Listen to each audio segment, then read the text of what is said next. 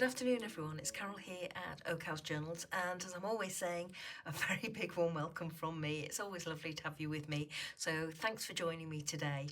So now I've finished all my embroidered pages for my garden themed journal of stitchery. I need to start thinking about how I'm going to sew these little pieces into my journal cover, and also what sort of journal cover I want. And I've decided that I would like to do an accordion style signature for my little embroidered pieces to be attached to. And I also don't want organic or rough edges. I would like smooth edges. So with that in mind, let me pop these to one side. I've had in my stash for a while this vintage French linen bedsheet. Now this is lovely, and I've used it several times already to make fabric journals. And if I open it up, I've got two bundles here where I have already cut out pieces and got them to one side for two other journals that I'm making.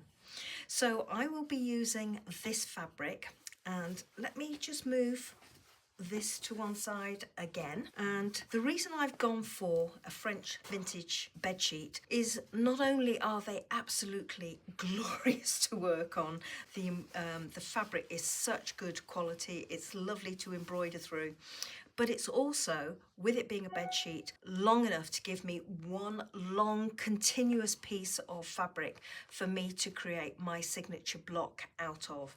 Now, as you can see, I've got oodles here. I'm not going to open it all out, but I've got quite a generous portion here.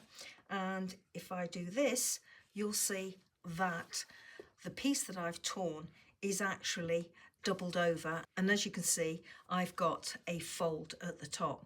Now the reason I've done that is because that is going to be the top of my journal, and then as I work my way along to the opposite end here, I will stitch down this end, and I will also stitch along the bottom here and almost create a sleeve or a massive pocket for my signature. Let me show you what my signature block will look like. So this is what I've got in mind for this little journal, and this is just my signature block prepared. And if I open that piece and have it to one side, that is actually going to be my page. One of my embroideries will sit on there like that, and as you can see, I've got about almost a centimetre all the way round here, with the exception at the bottom, and that's because I'm going to stitch across the bottom and shorten that. But I wanted to make sure that all my pages were going to be the right size to fit my little embroideries. So this one is almost ready for me to sew. If I open this up, that's my double piece of fabric. I've got my seam across the top, and all I've done is fold my piece of fabric backwards and forwards until I've got this concertina effect. So I've done that all the way to the end, and I've got a little flap here as well. What I do slightly differently with my accordion journals is that in between my folds, if I open this up, in between my folds, I put in a rectangle of wool. This is only very, very thin. It's about 2 millimeters, and I will stitch that in between each one of my folds. So this is my second page here, and if I just pull this up, as you can see, I've got another piece of battening in there, wool battening. And again, if I open this one up, I've got another piece and another piece. And that gives me really luxurious pages that are quite thick, but also they have a nice little feel about them. It stops my journal from being so floppy, but it does add a little bit of dimension to the actual spine. You can imagine that if I didn't have my piece of battening between each of these folds, then it would be a lot thinner for a spine. But I don't mind that. I just want to make sure that my embroideries have a nice, lovely, snug surface to be attached to. And when I come to sew my embroidery pieces into my journal, it will be lovely stitching into these pages.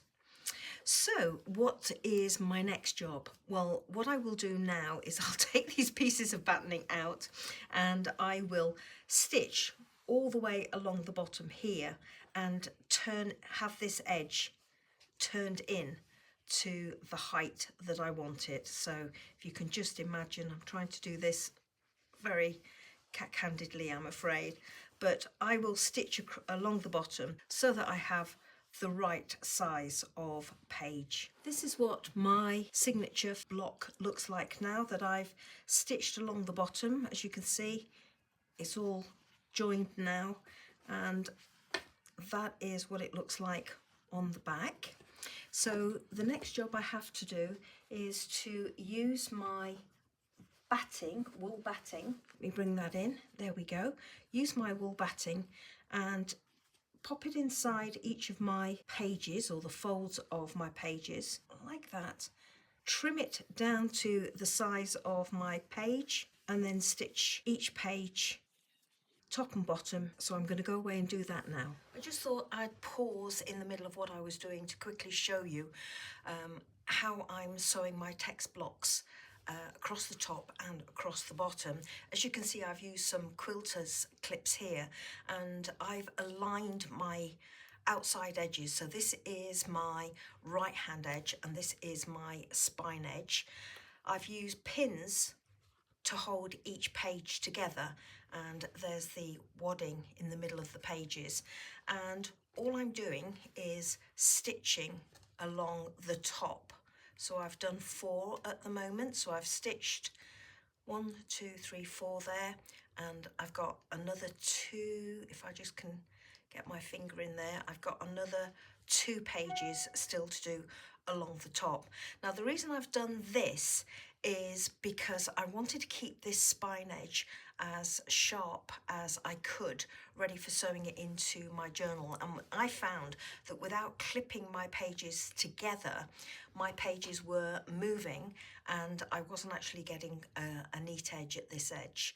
So that's just a quick pause along the way to show you my progress. So I'm going to go away, carry on sewing the top portion of these 2 pages, and then all I'll do is turn it over and sew all along the bottom of these pages, and none of these have been stitched yet. And this is the bottom edge and this is the edge where I've got my machine stitched seam, and obviously the raw edges are tucked away inside. So I've got a little bit more to contend with down here, but I'm still hoping that I can keep my stitching very neat across the bottom. It's easy enough to do. I'm just using Invisfil invisible thread. You can see it there. I think it's a 20 count, but I will check that. And if it isn't, I'll put it above so that you can see. So I'm just using that, and I'm just doing a little couching stitch all the way along the top there, and you can hardly see what I'm doing at all, which is what I want. So I'm going to go away and do the rest of my block, and I will be back as promised. See you soon. And this is what my text block looks like now. So that's the outside edge, that's the back, that's my spine edge, and that's the front. I've taken off my quilter's clips, and if I just open it up, these are my pages. Now I'm going to have to go away and give this a little bit of a wash, because I had an accident whilst I was stitching and I caught my finger, so I've got a little bit of blood in this bottom corner down there that I want to get rid of so that it's not going to be visible. And in any event, this needed a good press. Now you might be wondering where those little flaps had gone. Well, this is the back of the journal here. I'm holding up spine edge for you. So this is the back of the journal, and this was the edge that I sewed on my sewing machine and made a seam. and on this edge there was a flap, and there it is.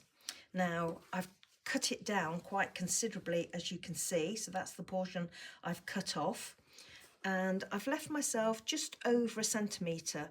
So there's my wadding in there, my wool wadding or wool batting, and I'm just going to tuck that flap in there like that. Now this is all ready for my pieces of embroidery to be stitched on here, and then after I've done that I will then stitch it into my cover, and I will stitch it down each of these creases down here, so it will be held nice and firm inside my cover. I've also finished off the front portion, or the front embroidery that I want on here. I've added the date on, December 2023. Didn't have exactly the same coloured thread as I had in December 2021, but it's a close enough match, and it actually matches this flower up here, so I'm really happy with that. As you can see, I've still got my hoop line there, so I need to take this away and give it a good press, and to do that what I do is lay down a nice thick fluffy towel. I turn my embroidery over onto the reverse, and then I normally put another portion of towel over the top and iron over with a dry heat, and that keeps your embroideries, or the threads of your embroideries, nice and raised, but it will get rid of any hoop marks that you've got left, whether they're oval or square or round as I've got here. So all I need to do now is to take this away and give it a good wash, as I say, to get rid of that little mark. I will then be giving it a good press, and I will then stitch down all my embroideries inside my text block before I add them to the cover. Now, I haven't made the cover yet, as I've mentioned previously, but now I have my text block, I know exactly what size my cover needs to be, and I know exactly what width my spine needs to be, and that was really the most important part, knowing what width my spine was going to be. So I'm going to leave it there, everybody. I hope you enjoyed seeing this text block come together, and I will be back with another video showing you how I put my cover together, and hopefully you will see the finished journal, or the finished fabric journal, either at the end of that video or in another one where I'll do a flip through. Until then, happy crafting everybody, enjoy your festive season and take care. Bye bye now.